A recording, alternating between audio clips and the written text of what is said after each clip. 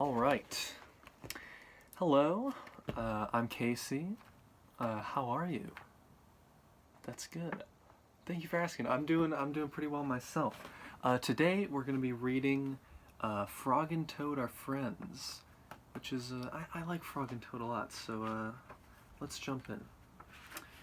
Here we go. All right. Frog ran up the path to Toad's house. He knocked on the front door. There was no answer. "Toad, Toad!" shouted Frog. "Wake up! It's spring!" "Blah!" said a voice from inside the house. "Toad, Toad!" cried Frog. "The sun is shining! The snow is melting! Wake up!" "I am not here," said the voice. Frog walked into the house. It was dark. All the shutters were closed. "Toad, where are you?" called Frog. "Go away," said the voice from a corner of the room. Toad was lying in bed. He had pulled all the covers over his head. Frog pushed Toad out of bed. He pushed him out of the house and onto the front porch. Toad blinked in the bright sun. "Help," said Toad. "I cannot see anything." "Don't be silly," said Frog. "What you see is the clear, warm light of April. And it means that we can begin a whole new year together, Toad. Think of it," said Frog. "We will skip through the meadows and run through the woods and swim in the river. In the evenings we will sit right here on this front porch and count the stars." "You can count them, Frog," said Toad. "I will be too tired. I'm going back to bed." Toad went back into the house. He got into the bed and pulled the covers over his head again. "But Toad," cried Frog, "you will miss all the fun." "Listen, Frog," said Toad. "How long have I been asleep?"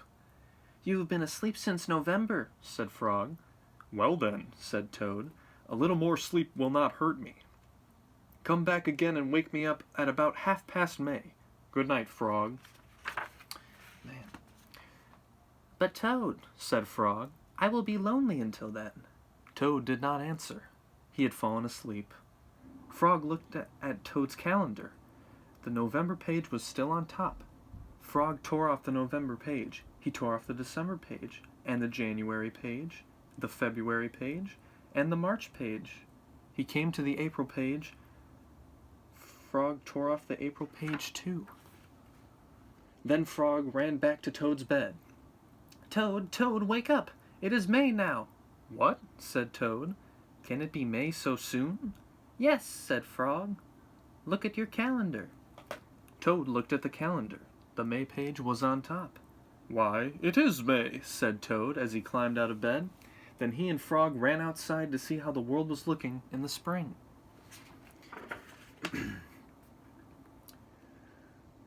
One day in summer, Frog was not feeling well.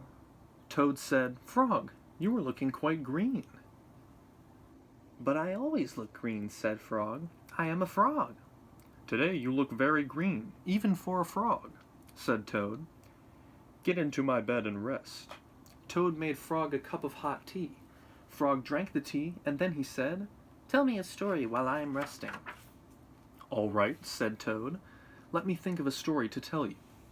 Toad thought and thought, but he could not think of a story to tell Frog. "I will go out on the front porch and walk up and down," said Toad. "Perhaps that will help me to think of a story." Toad walked up and down on the porch for a long time, but he could not think of a story to tell Frog. Then Toad went into the house and stood on his head. "Why are you standing on your head?" asked Frog.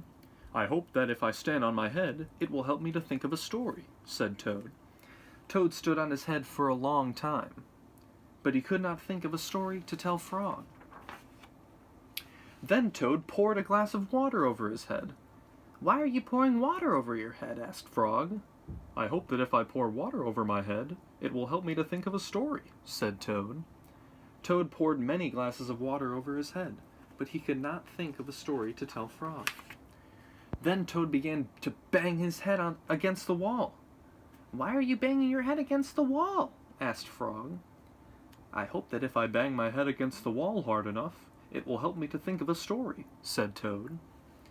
"I am feeling much better now, Toad," said Frog. "I do not think I need a story anymore." "Then you get out of bed and let me get into it," said Toad, "because now I feel terrible." Frog said, "Would you like me to tell you a story, Toad?" "Yes," said Toad, "if you know one." One Once upon a time, said Frog, there were two good friends, a frog and a toad. The frog was not feeling well. He asked his friend the toad to tell him a story. The toad could not think of a story. He walked up and down on the porch, but he could not think of a story. He stood on his head, but he could not think of a story. He poured water over his head, but he could not think of a story. He banged his head against the wall, but he could not think of a story. Then the toad did not feel so well, and the frog was feeling better. So the toad went to bed, and the frog got up and told him a story. The end. "How was that, Toad?" said Frog. But Toad did not answer. He had fallen asleep. We'll do one more. This one's called The Lost Button. Here we go. Toad and Frog went for a long walk. They walked across a large meadow. They walked in the woods. They walked along the river. At last they went back home to Toad's house.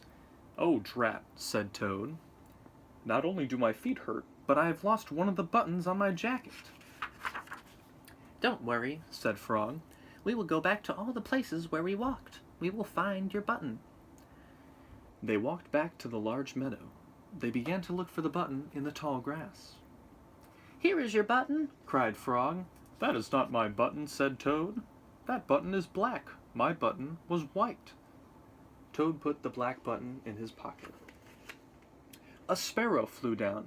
"Excuse me," said the sparrow. "Did you lose a button? I found one." "That is not my button," said Toad. "That button has 2 holes. My button had 4 holes." Toad put the button with 2 holes in his pocket. They went back to the woods and looked on the dark paths. "Here is your button," said Frog. "That is not my button," cried Toad. "That button is small. My button was big." Toad put the small button in his pocket. A raccoon came out from behind a tree. "I heard that you were looking for a button," he said. "Here is one I just found." "That is not my button," wailed Toad. "That button is square. My button was round." Toad put the square button in his pocket. Frog and Toad went back to the river. They looked for the button in the mud. "Here is your button," said Frog. "That is not my button," shouted Toad. "That button is thin. My button was thick." Toad put the thin button in his pocket. He was very angry. He jumped up and down and screamed, "The whole world is covered with buttons, and not one of them is mine!" Toad ran home and slammed the door. There, on the floor, he saw his white, 4-holed, big, round, thick button. "Oh," said Toad. "It was here all the time. What a lot of trouble I have made for Frog." Toad took all of the buttons out of his pocket. He took his sewing box down from the shelf. Toad sewed the buttons all over his jacket. The next day, Toad gave his jacket to Frog. Frog thought that it was beautiful. He put it on and jumped for joy. None of the buttons fell off. Toad had sewed them on very well. All right, I think that's all that we have time for. Thanks for listening. That was great.